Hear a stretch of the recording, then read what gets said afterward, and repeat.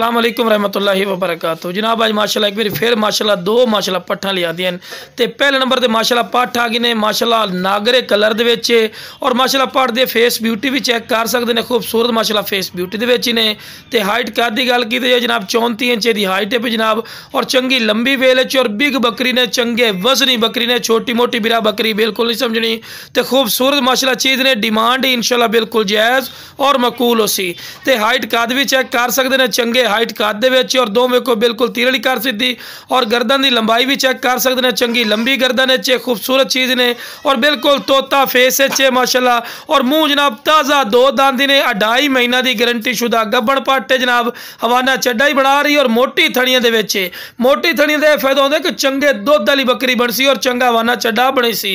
तो जनाब खूबसूरत चीज़ ने कोई ऐसा पॉइंट नहीं जिहदा काम होवे। इस तो बाद तुहानूं चारा भी खवा के विखा रहे हैं कि माशाल्लाह सेहतमंद और माशाल्लाह एक्टिव भी ने तो डिमांड ही बिल्कुल जायज़ और मकूल है। इस तो बाद तुहानूं टोर के विखाने हैं तो इस तो बाद तुहानूं दूसरे नंबर वाली पट्ठ भी नाल दे नाल चैक करवाने। लो जनाब इस तो बाद दूसरे नंबर वाली पट्ठ चैक करो। दोस्तों लई माशाल्लाह अनमोल तोहफा आ गया जिहड़ा भी आखदे ने कि मक्खी चीनी का शौक रखना बिरा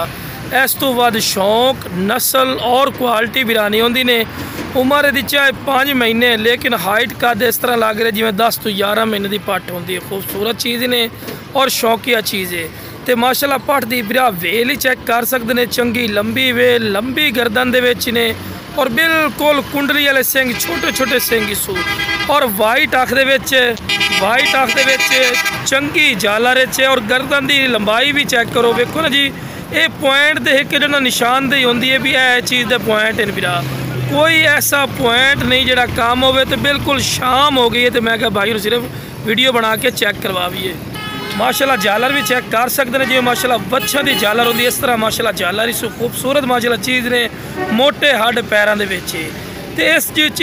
खूबसूरत चीज़ जनाब रैड भरना पौंदा लेकिन नस्ल और क्वालिटी माशाल्लाह इस तो वध नहीं होंदी ने हर पॉइंट माशाल्लाह ज़बरदस्त ने तो डिमांड की जाए तो नाल दी बिरा अय्यड़ वाले को चले जाओ ना जो बकरियां रेवड़ वाले को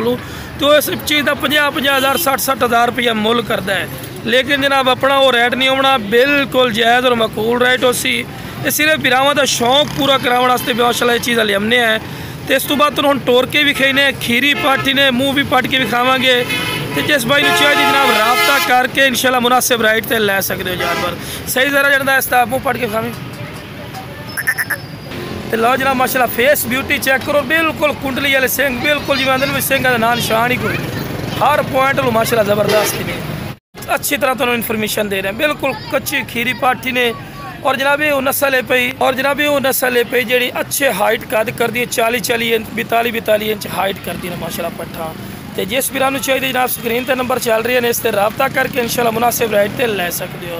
ओके जनाब अस्सलाम वालेकुम रहमतुल्लाहि व बरकातहू।